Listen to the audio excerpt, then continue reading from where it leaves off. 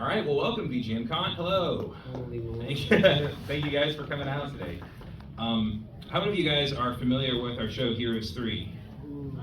Thank you. Thank you. And how many of y'all just thought it sounded cool and you want to check it out? That's awesome. Love that. How many of you have nothing better to do right now? I love the honesty. Okay. Well, if you don't know, my name's Matthew Tusseroni. This is... I'm Carlos. Yeah. I'm Marty. And we are the Heroes 3. We do a podcast. That's the thing I say. We do a podcast that we try to be bi-weekly. It's a little shaky, but when we talk about Asian cinema, so we talk about mainly focusing on Hong Kong action movies from the 70s and 80s, aka Kung Fu movies. But we try to cover all kinds of stuff. Carlos has a huge love for like Tokusatsu and Godzilla, that kind of stuff. We've talked about more recent Japanese stuff, and we've tried to cover anime. We call all kinds of stuff. Whole bunch of Asian cinema. But the focus is on Asian cinema. But we also, the way that we started this was because of a mutual love of video game music. We met at a MagFest a while ago. And so that was how we kind of got to know each other. And there are a lot of crossovers between the worlds of Asian cinema and the worlds of video game music. And so what we are going to do today is we're going to dive into Carlos's brain, because almost all of this is just from his brain and getting ejected into a PowerPoint presentation. This is a collaborative You should effort. be both scared and thrilled. So with that, I'm going to let Carlos take it away. Thank you for that kind intro, and thank you everyone for being here. Very excited to go over our 1 million slides that we have prepared for you. And composer crossover. One of the things that lights my brains up is when I find out that one thing that I like is connected to another thing that I like. And video game music and movies are a perfect example of that. So hopefully you'll come away with some fun facts. Hopefully you'll have maybe a little list of things you want to check out, and I know I do. Entertained a little bit. So how do we connect? And I said a little bit of this already, and we have our boy Jackie Chan here. He's playing a video game, and you can kind of see that screen. I wonder, is there anybody that can guess what that game is that he's playing? That was what I thought too. That's what I thought everybody was gonna say. Street Fighter. It is Very not. similar It's not. to the... Very similar map. Aero Fighter. Yeah, obviously. Oh, gotcha. Everyone's next favorite after Street Fighter. The thing I think is really interesting is that that's like a weird Super Famicom stack thing. I don't know what's going on there. Somebody probably does. Probably Jackie. But yeah, where do we start here? And the more I thought about this, the more it became obvious to me that it should really be Yellow Magic Orchestra, YMO. Such an influential Japanese group, not just in pop music, but in cinema and video games. So yeah, these are our three heroes, not us, but even greater heroes than what you see at this table. Ryuichi Sakamoto, Haruimi Hosono, and Yukihiro Takahashi. A little bit of information on each of them there, but we'll get into it with each of them. So This yeah. is the Carlos of their group. No, stop. Cut it out. He's worked in plenty of films. He's the first Japanese composer to win an Academy Award for The Last Emperor. Some of you may be familiar with the film from the 90s, The Adventures of Milo and Otis. A really adorable adventure story with a cat and a dog in questionable situations. Well, that was originally a Japanese film called The Adventures of Chatran, and Ryuichi Sakamoto is the composer of the score of that film. He's also worked in video games. Oh, who is it? Ryuichi Sakamoto. No, not Sakamoto. We did lose Sakamoto, unfortunately. That's very sad. But I was talking about the slides. Oh, slides are. Oh, it's the Okay. projector. We can keep Sorry, rolling. I'm looking at the monitor. But we did sadly lose Mr. Yes. Sakamoto, so... Yeah, we hope he rest rests in in peace, peace. legend. He worked on Tengai Makyo, which is a PC Engine CD role-playing game, and he did theme compositions for that. And Tengai Makyo is kind of a running series that less known in the West, but really kind of a killer app for the PC Engine. And he also worked on a really great, interesting kind of game called Lack of Love for the Dreamcast. And he worked alongside some of our favorite Square Enix composers to compose music for Dawn of Mana. And yeah, every time you started your Dreamcast, you heard Ryuichi Sakamoto. He's the guy that made the jingle when you started it up. And Harry Hosono. Film work here, Appleseed Ex Machina, a little later, mid-2000s here, but the reason I have that, and this is a selection of works, this is not comprehensive, and I should also say we're students just as much. We're not masters, we're not trying to tell you what's left, what's right. We're just as excited in learning as you guys hopefully are. That's the plan. But the reason that I have this here is because John Woo was a producer on this film. Shinji Aramaki is a really well-known name in anime, and this collaboration here is really exciting to me. Hirokazu Koreeda is a well-known director that I'm fond of, and he worked on Shoplifters in 2018.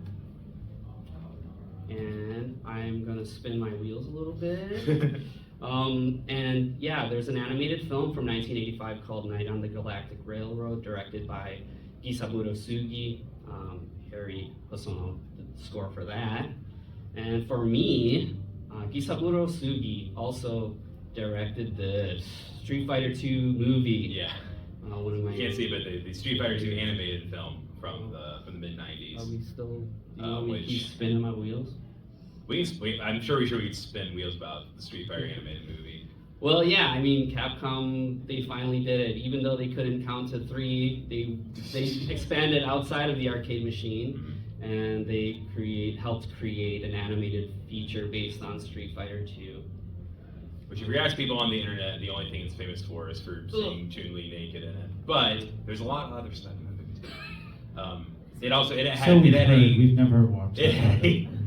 It also had a completely different soundtrack between the versions that came out in the West versus came out in Japan. Not as much new metal in the original Japanese version. Yeah. But yeah, mentioning Street Fighter II, I also do think of the character Tongpu, which is a character in the arcade game Strider that you would be fighting against. This character Tongpu is named after the YMO song Tongpu. And thinking of that also jumps my brain over to Chun-Li, Akiman, the artist that created the designs for both of these characters. And then we also kind of think of stuff we like Angela Mao. Angela Mao is in Broken Oath, a Yung Ping film, one of our favorites. Might be getting a little of our... All right, I'm sorry. I just get really excited about stuff like this, and I want to keep making these connections. Thank you guys for your patience. Yeah. Don't touch it anymore.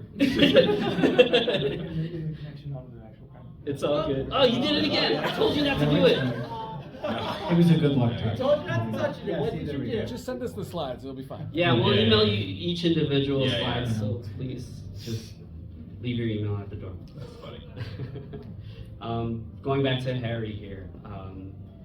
Not as many credits in video game composition, but I feel maybe the first that had to do with video game arrangement for an album. So yeah, this album here is called Video Game Music, and he worked in collaboration with Namco to arrange tracks for 10 different games, and he also collaborated again on Super Xevious. And yeah, the theme from The Invader, this is going way back to 1978, Space Invaders. This was kind of one of the lead tracks on that album. So it's really exciting to think about how far back the appreciation goes. Predates Pac-Man Fever. Pac-Man Fever. Yukihiro Takahashi, another guy that we love. But yeah, he frequently collaborated with Nobuhiko Obayashi. You guys might know the oddity House from 1977. He did the score for that. And yeah, so he worked in video games a bit as well. There's a Famicom game called Ginga no Sannin. It's like an action RPG. And then Sangokshi, which is like a Romance of the Three Kingdoms. And he also formed the band The Beatniks with one Keiichi Suzuki, who we'll probably be talking about in a little bit. But thinking of Ginga no Sannin, this is cover art, but it was done by Go Nagai. And he is the designer for Mazinger Z. And here you see Mazinger Z on a date. But thinking about that, Shumei Watanabe is the composer that did the music for Mazinger Z, and he worked on a ton of tokusatsu shows, so Go Ranger and Spider-Man, the tokusatsu Spider-Man. So I don't know how much you guys know about that, but in this picture that you'll see intermittently, he's got a gigantic robot, and actually that... Just like in the comics. Yeah. That played by Tom Holland's Japanese grandfather. Oh yeah. But that actually informed the people making these shows that people like seeing giant robots. So the Megazord, any tokusatsu show with a gigantic robot, this is the beginning of that, actually. And the action, talking about Heroes 3, the action in these shows was handled by the Japan Action Club. Yeah. So can anyone recognize the stashing man with the mustache? Oh, man. if you can see it, Let's say if it stays long Just a enough, second. you can't handle the mustache. I'm really sorry that this is kind of... We'll take a picture when it comes. Yeah, You've entered into challenge There you go. mode. This mustache man is the Street Fighter, Sonny Chiba. Yeah. You might have seen him in Kill Bill. Among about a billion other movies. Yo, all right, sorry, another tangent, but let's like dial it back a little bit. Yeah, these two guys right here, Hirokazu Tanaka and Keiichi Suzuki, legends in their own right. Very hip guys. Yeah, they're very hip. We're going to be talking a little bit about Mother, and we're going to be talking about Earthbound. So yeah, I think as VGM fans, and if you're a fan of Earthbound, you think about the kind of crazy connections in the score. And we're not going to be touching on that so much, but yeah, it's great to appreciate those things too. This series and the idea was created by Shigesato Itoi, kind of a fun character in Japanese pop culture. He showed up on TV a lot. I found out in doing research here, he was 8th place in 1992's Monopoly World Championships. Obviously. So a man of all trades here. But he was also the voice of the father in My Neighbor Totoro. It's kind of a fun little factoid for you. Keiichi Suzuki.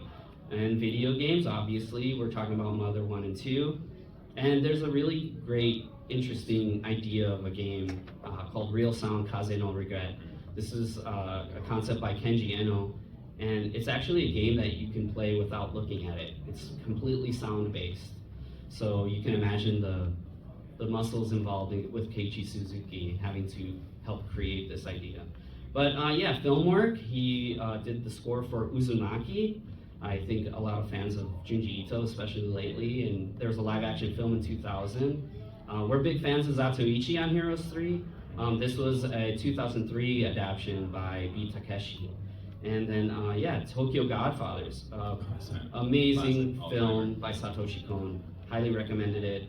Keiichi Suzuki did the music there. Best anime Christmas movie you're gonna see. Yeah, absolutely. So yeah, Hip Tanaka. I mean, this is a man that deserves his own panel and his own documentary, but he's done so much for us here. Donkey Kong, Mario's footsteps. The sound of Mario's footsteps in Donkey Kong were created by this man. The Game Boy camera, completely a fun idea that he wanted to do. And I mean the sound of the Game Boy. Chiptune, as we know it, wouldn't exist without this man. So yeah, I don't know if people know, but he would leave Nintendo to work for Creatures Inc. And actually, the Japanese version of Pokemon, the TV series, I think into 80 episodes, all of the songs were composed by Hirokazu Tanaka. Not the score, but any song. And here we have a little example. Let's see if you guys can figure out what this is.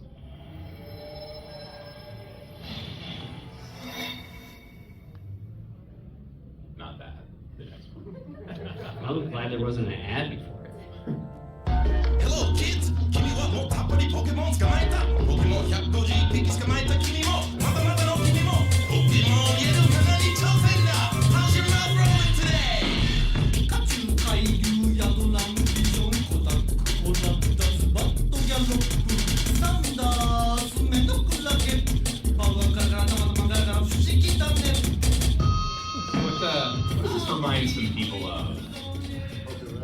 poke rap. This Yeah. is basically a Japanese poke rap. Yep.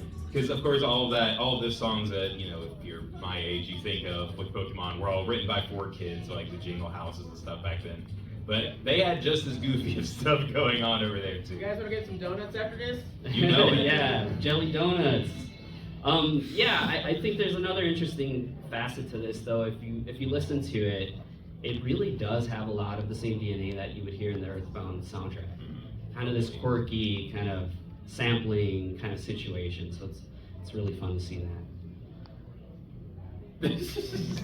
There's a Pokemon that's based on Bruce Lee. Yeah. We're connecting things here, getting a little goofy with it. R.I.P. Hitmonlee, best way a couple of years ago. Yeah. Hitmonlee, Texas Ranger. Yep. So when I think of this and the connections that we like to bring to things, Bruce Lee is master, this real life character, Ip Man. Here's a photo of him training with him. And then there's a pretty notable series of films starring Donnie Yen. And I mean for us, action by Sammo Hung and Tony Leung Soo Hung. And they get pretty weird with history here, but you get to see guys punching people, and it's really fun. But the reason that I'm drawing these connections is that the music is by Kenji Kawai. And Kenji Kawai is a very prolific anime composer that has done a ton of stuff, collaborated with Mamoru Oshii many times. The Ring 1 and 2, the Japanese films, he did scores for that. And then moving over to Hong Kong, I don't really know where the connection was made, but he's done plenty of films in Hong Kong. So Dragon Tiger Gate is also a Donnie Yen film, and I mentioned the Ip Man series. And more recently, Twilight of the Warriors Walled In. I don't know if people are familiar, but it was a huge hit in Hong Kong. And there's currently like a follow-up film that's, spiritual follow-up that's just taking everybody by storm. I just saw it recently and I'm totally obsessed. So here, let's recap this stuff. We went all the way from Hip Tanaka to Twilight of the Warriors Walled In. All of this stuff is connected, and it's really fun to me. Only need one Pokemon connected. Yeah. Some of the connections are tenuous. Give me a break. But JRPGs and the anime connection. Here we have some examples, and are you guys familiar with all these screenshots I've taken? These are all Final Fantasies. So there's been a lot of wild takes on Final Fantasy. And so let's talk about where JRPGs take us, and I think first we should clap for the next slide. Yay! Legend. Still with us. Thank you. So she means so much to me for so many different reasons, and me loving Street Fighter and Capcom, she was one of the founding members of the Alpha Lila sound team, Capcom's in-house sound team. She then would join Squaresoft and Mario RPG, Live Alive, that's how it's said, by the way, Live Alive. Live. Parasite Eve, kind of like a Resident Evil RPG take, based on a novel, there's a movie and stuff, but actually... And that game sort of taught you the Japanese language. Back then I had a modded PlayStation. My friend gave me a copy of Parasite Eve, and I usually was just focused on fighting games because you don't really need to read anything. But I got this copy of Parasite Eve, and I was like, well, maybe I should try and play this. So I got a pocket dictionary, and I spent the summer just trying to play through it. And it was pretty foundational for me. The first word I ever translated was mitochondria. Which is really fun. She would go on to do freelance work, which would eventually bring her back to Square with Final Fantasy 15. But beloved for so many reasons, and you can see here that she's been rewarded because of it. So she's done some anime work here. Dando is something I'm not as familiar with, and like I said, these are selections. It's kind of like a shonen golf anime. High Score Girl, which is pretty notable because it's kind of focused on the nostalgia of playing arcades in Japan, and Street Fighter and Final Fight are a real central focus to it. And having her involved in the project, I think, was pretty intentional, which is great. And yeah, I'm going to mention Street Fighter 2 again. The reason I mention it here is, as you can Because Carlos see, is talking for long enough. Yeah, and if yeah. you talk long enough, then Street Fighter 2. I'm sorry. I'm still breathing. I'm taking breaths in. But the Alf Lila team actually wrote a song that's in the Japanese soundtrack of the game, which I think is really cool that they let the video game side. We're so used to saying like, oh, it's a movie, it's different. But here, Capcom was all in. This is we're gonna be saying Legend a lot. I love He that. This, photoshopped the spinner from the top of his hat off, just out of respect. this is his Wikipedia photo, by the way. But yeah, so what can be said about this man? Square composer. Final Fantasy is what we all know him from, but he's done a lot more than that. And yeah, even in his freelance era, he's collaborated with his homies at Square. Yeah, so here we have a selection. Oh My God is pretty notable 90s anime. He did some song composition. Gwyn Saga is like a fantasy anime that is from like a incredibly long running novel series, and he fully scored the whole show. And Advent Children, have you guys seen Advent Children? All right, cool. Everyone's favorite Final Fantasy adaptation, right? Go on, right, guys? The 2005 Apology for His Spirits Within. For me, I like to say this too because I was a fan and listening to the Black Mages, which is like the rock arrangements of stuff. There had been 2 albums, I think, by then, and no One Winged Angel. I'm like, where is One Winged Angel? But they were really saving it for this film. It's a sick arrangement, too. Yeah. Have a round of it's applause amazing. at the ready, folks. Joe Hisaishi, yeah, another legend. We mentioned Beat Takeshi, and he's scored plenty of his films. Marty Quincy? Quincy, so it was once a very little known fact, and he's spoken about it more recently in interviews. But Joe Hisaishi is not his given name, and it's actually a moniker that he adopted. That's a Japanese adaptation or sort of transliteration of one of his favorite American composers and producers, Quincy Jones, believe it or not. Yeah, obviously. Yeah. So yeah, the Jones, Joe Quincy, is, Joe, Hisaishi. Hisaishi Joe. Hisaishi Joe. Quincy Jones. Quincy Jones. There you go.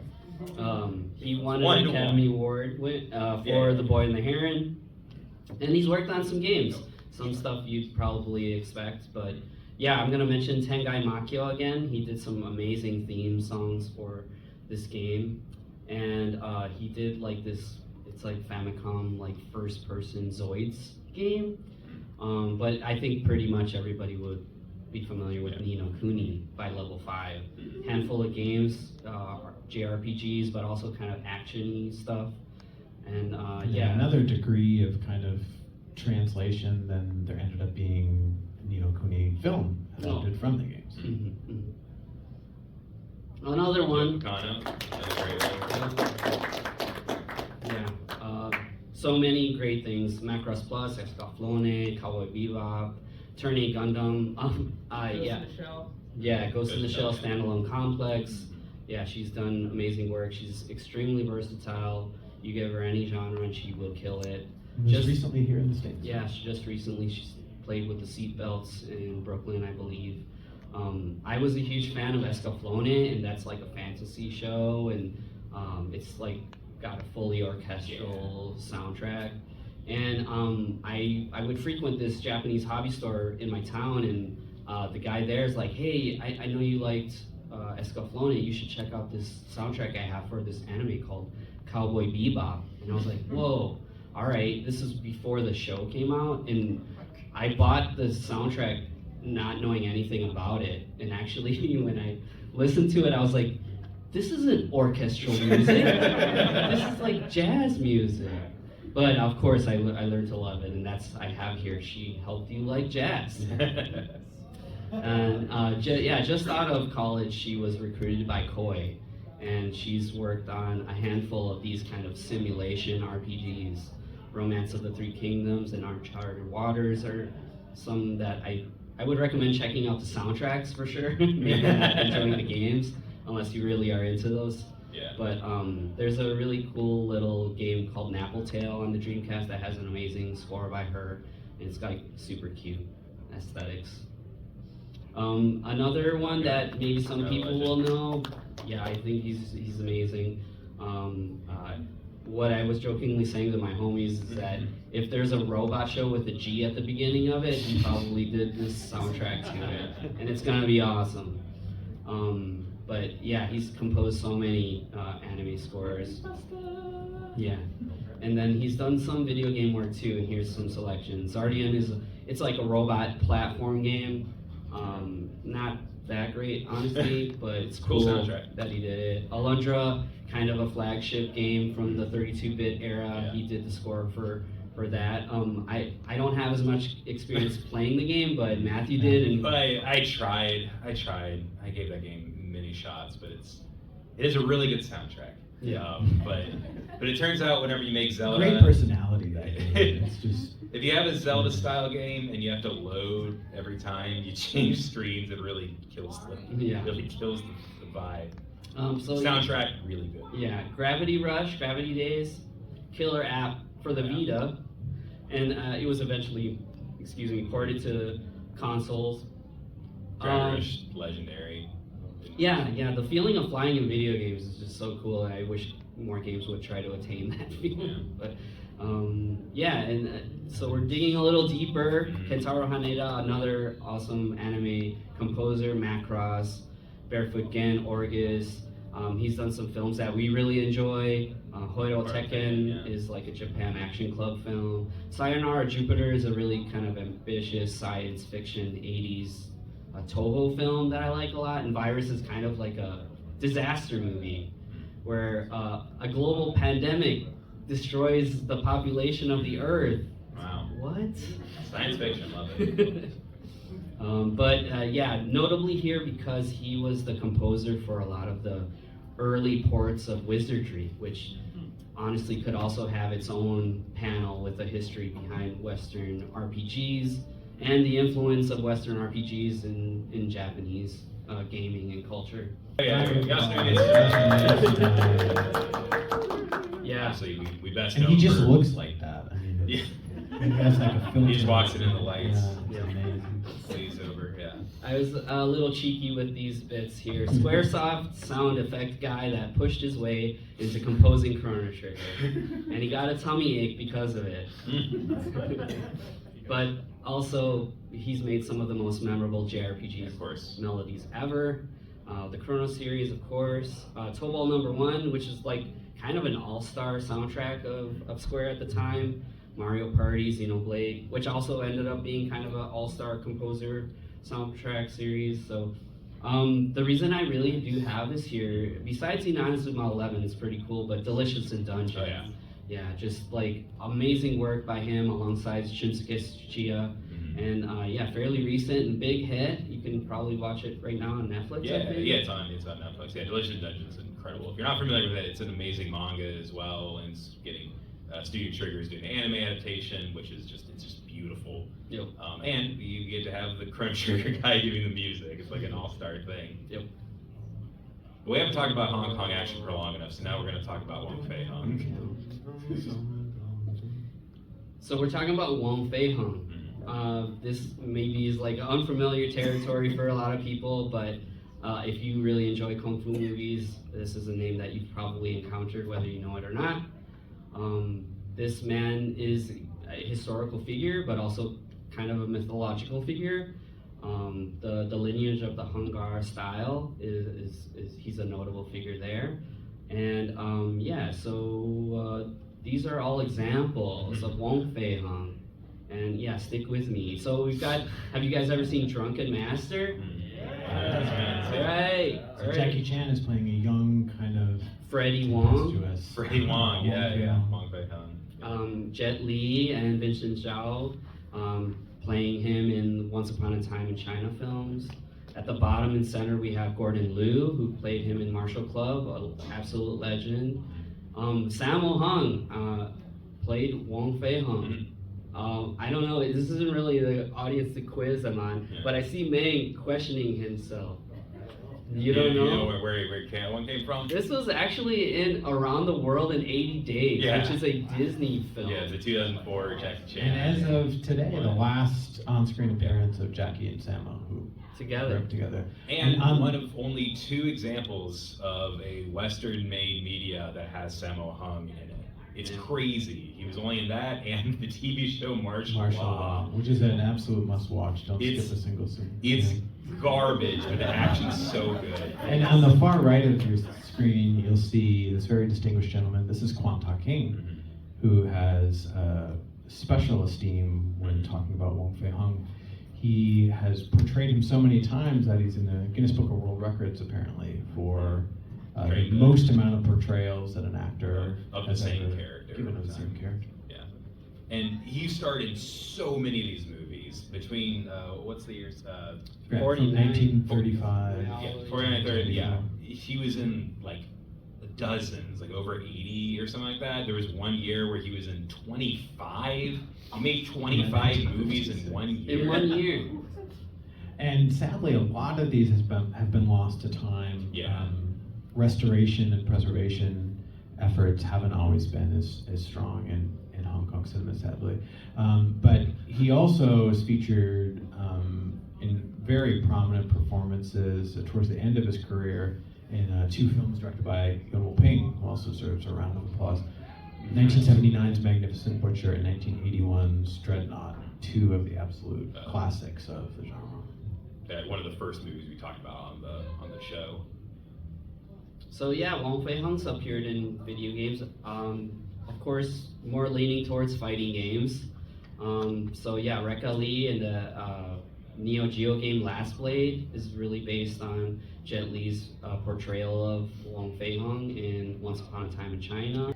And yeah, there's a couple of Chinese fighting games that are made by this company IGS. That is a screenshot there. It's really wacky, kind of low tier fighting game, but I don't know if people may know, but Fei in Xenogears is actually based on Wong Fei Hung. His name is Wong Fei Fong in the Japanese version of Xenogears. Oh So- no, Godzilla appeared. Yeah. Composing in G. We've got some composers that have worked both in Godzilla film and video games. So I have a little selection here. Takayuki Hattori. He did Godzilla vs. Space Godzilla, which is a really goofy movie. But and Godzilla 2000, which actually was like Godzilla's return to Japanese cinema after Godzilla 1998, starring Matthew Broderick. And a handful of Simpsons It's just cast. Harry Shearer's in there somewhere. Yeah, Hank Azaria. I think it's the area. But he also did the score to Intelligent Cube, which I don't know if people are familiar with, but it's a PlayStation 1 game, and it was kind of like one of their early games they were really kind of touting. Like, there was demo discs with Intelligent Cube on it, but the score is really awesome. Fully orchestrated score. We're dealing with CD, so it's like Red Book audio. And it's kind of like a puzzle game where you're just a little guy. Clubs together, and that's why it's. Yeah. Anyways, yeah. So we also have Michiro Shima, also have worked with the Godzilla films in the Millennium era. You have some examples here, but I wanted to bring her up because she was the composer for Eco. I don't know if people have played Eco, but yeah, also really amazing game. Really cool minimalist soundtrack to this game, and honestly the game's kind of minimalist situation too. But the few melodies that she did compose are just really top notch. The save screen, that like literally thinking about it gives me goosebumps. It's so good. Yeah, so also Koichi Sugiyama. This is the Dragon Quest guy. Yeah. Just incredible melodies across the board. In a series that has stayed so traditional over the years, he's been composing for them pretty much the whole time. Yeah, my favorite Godzilla film from the Heisei era is Godzilla vs. Biollante. Just such an awesome movie.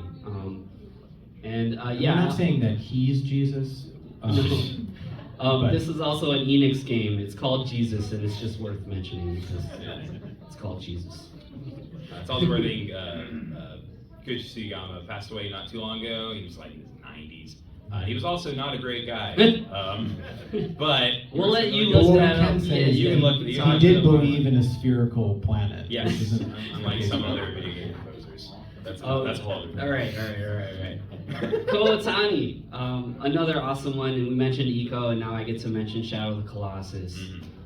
Super awesome, one of my favorite games of all time. But the reason that I feel he was roped into doing Shadow of the Colossus was because of his work with Godzilla and these Heisei Gamera films. If you hear tracks from either or, it would be hard to tell Yeah. whether no, they're from the game or from the movie. In GMK, which is Godzilla, Mothra, King Ghidorah, Giant Monsters All on Attack. Whoa, Cool you name. did it. I did it. I got it that time. Wow. Everyone calls it GMK though. Mothra, of course, is one of the main people in it. And anytime Mothra is on screen, her theme is like just something from Shadow of the Colossus. Like a very similar kind of sound to it. If you haven't played Shadow of the Colossus, Okay. please correct It's real that. good. Turns out. It's time for another tangent. If you were to start digging through film databases, trying to get a grip on film music in Hong Kong cinema, there's a name that's going to rise to the top, Frankie Chan. He has almost impossible amount of credits as composer or music. And apart from that, he also has some very memorable on-screen roles. We see him here ready to throw down. Also, if you've ever seen the classic Prodigal Son, he's the villain in that film. But once you start moving through your list of Hong Kong films and start actually playing the movies, you might notice, that score sounds pretty old and mono and ratty, like it might be from an old Italian film or an old Hollywood movie or an old source from an old Chinese library.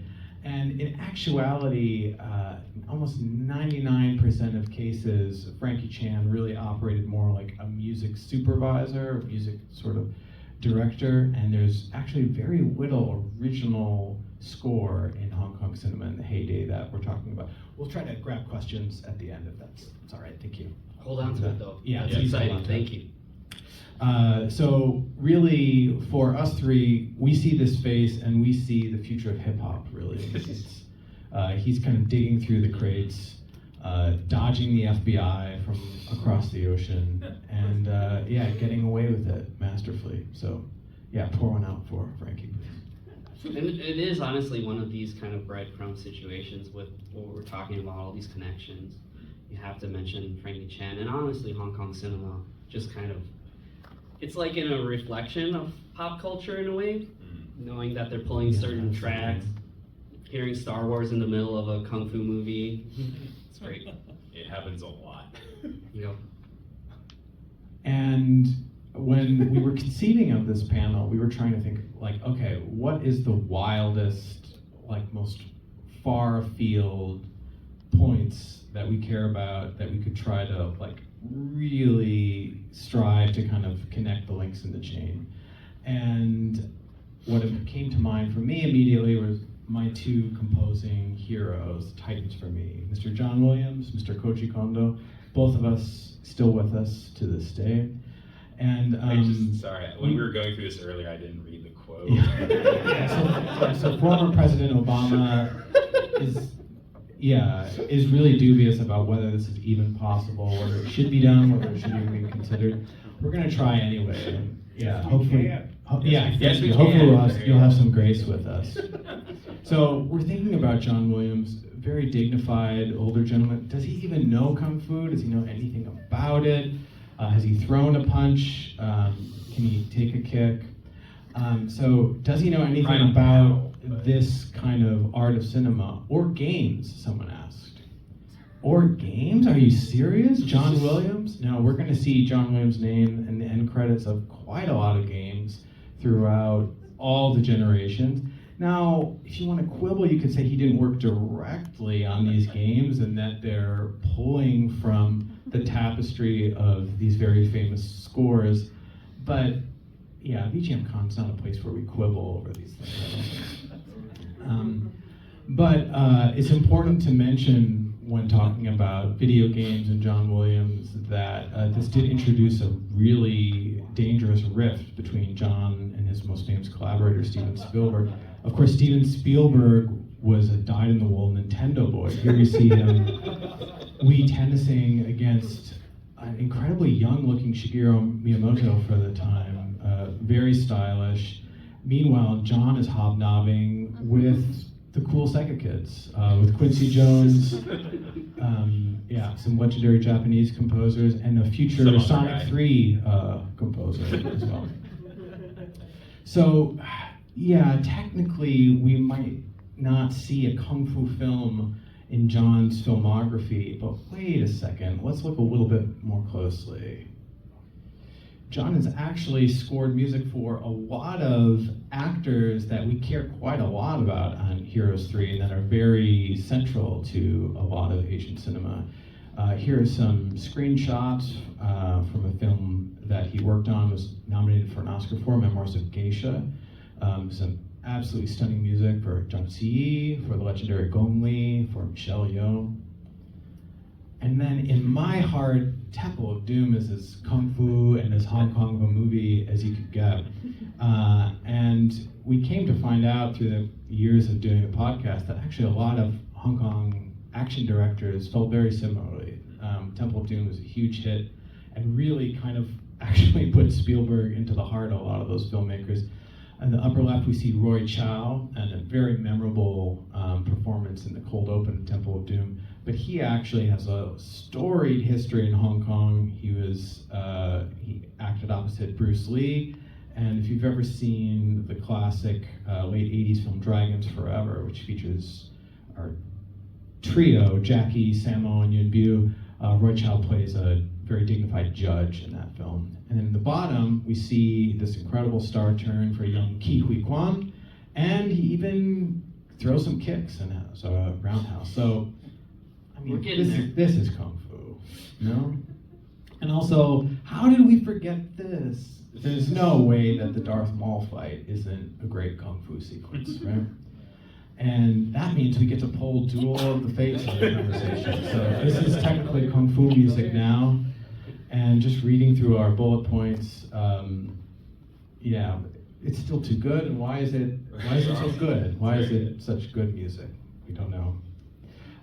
Back to Mr. Short Round, and here we also see a more present day picture of him with John. And John wrote an absolutely magical, candy-coated theme for Ke Huy Quan's character. After a couple of really memorable performances in the 80s, Ke Huy Quan, as he kind of matured into adulthood, he ended up moving to a different part of the movie business, namely action choreography. And he got to be very close with Mr. Corey Yuen. And here we see a shot of him actually working with Hugh Jackman and Jackman's stunt double on X-Men. Corey Yuen, who sadly left us several years ago, and almost even more sadly, we actually didn't know about his death for a couple of years after the fact.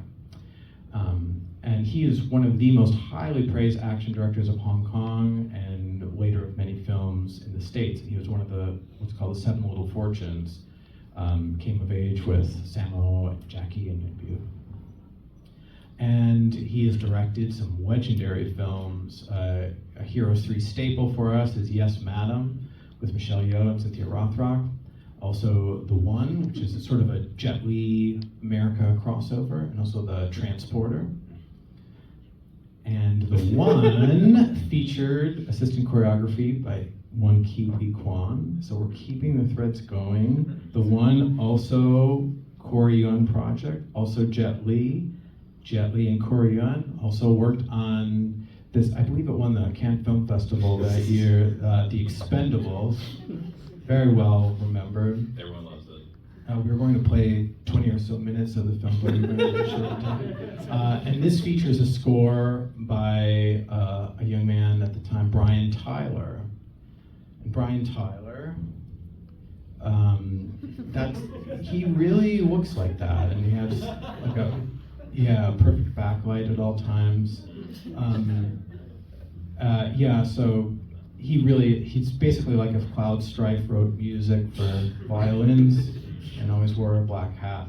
He's also quite an exceptional drummer, and he incorporates drum set into a lot of his scores, which he often plays. And if this name is starting to sound familiar to you, you're not going crazy. Brian Tyler worked on both of the Mario films, the Super Mario Brothers movie and the Super Mario Galaxy movie. And here we see him at the premiere with Koji Kondo, and we do see the black hat also. And then we just absolutely ensuring that we've connected all the links in the chain. Here we see Brian receiving some grooming tips from Mr. John Williams. And then looking over fondly, we have Jackie in place of Ki Hui Kwan, with Steven Spielberg and his wife, Willie Scott, aka Kate Capshaw.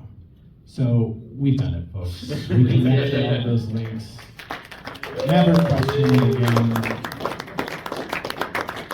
We're brothers. So, But now we got one more thing we gotta connect, which is that we gotta connect it to us. We need to be in here too. we're podcasters. We're podcasters. We're self-important important, right? There's like podcasters. 10 people in here. It's great. Yeah. So, one of my favorites for the game composing world is Kazumi Tataka, who of course did. Yeah, you can clap. He's kind of been sound. Yeah, I love it. Absolutely. Organic. So he of course did the stuff for Animal Crossing, which is one of my favorite series. He's like the sound of the Wii is Kazumi Tataka. He's literally the voice of Yoshi, like in the old games. That's like a sample of him.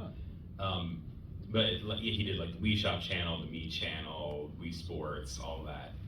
But he did Animal Crossing, and Animal Crossing actually got a film adaptation not too long after Wild World that only came out in Japan. Go to the next slide. I can't remember the ad. Yeah. That just means the Gekijoban basically just means like the movie version or movie. So it's just Animal Crossing the movie, which it's a really cute one. It doesn't really have much of a plot, and it's really funny hearing like a human man's voice come out of Tom Nook and KK Slider. But it's pretty cute. But the connecting thread here is that, of course, some of Tataka's themes are in it, even though he didn't do the score. But the director of it is one Joji Shimura. And Joji Shimura is an animation director. He did a lot of storyboard work on a ton of stuff. He directed a Tamagotchi movie. That's Hercule Poirot in the middle there with the mustache. He did an Agatha Christie anime. Is that not the cutest thing you've ever seen? I know, I was so excited to see that. So weird. But he also did storyboard on a more recent show, Bee and Puppy Cat, which got a Bee and Puppy Lazy in Space, which is a Netflix kind of season 2 for this really really fun, surreal comedy animation. But the connection to us is that the storyboarding, or not story, but the backgrounds for one of the episodes was done by a man by the name of Josh McKenzie, who is a friend of ours. He does the podcast Swim Fans, and Swim Fans is our sister show. We literally had Josh on our show about a month ago. So, if you can recap, go to the next one. Kazumi Tataka goes to Animal Crossing, goes to the Animal Crossing movie, goes to Joji Shimura, which goes to Bee and Puppy Cat, which goes to Josh McKenzie, who is extremely handsome and always looks good in photos. It's ridiculous. Yes. Which goes to Swim Fans, which goes to us. So we're basically friends. Yeah, thank Free you everyone. reads for everyone. Yep. Yes. Yeah, if we have any questions or Yeah, anything, I yeah. think we have time. Yeah. Maybe we answered it. I don't know. I didn't realize the quotes were fake. And Oh. I was asked one of the quotes in an earlier slide, I'm like, oh wait, it's fake. What are you saying exactly? yeah. This is Marty's making a goof. Yeah, there may have been some liberties. It's possible. Yeah.